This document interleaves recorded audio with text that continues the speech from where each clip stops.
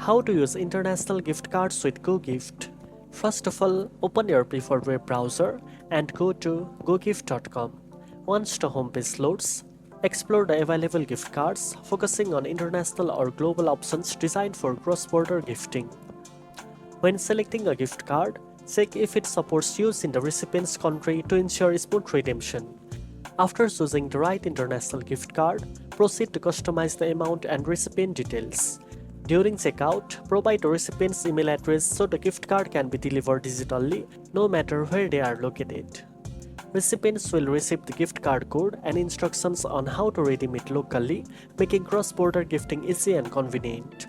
Remember to review any terms, currency conversion fees, or expiration dates related to international use.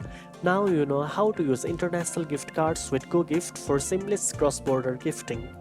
If you found this video helpful, don't forget to like, share, and subscribe for more online shopping tips. Thanks for watching, and I'll see you in the next one.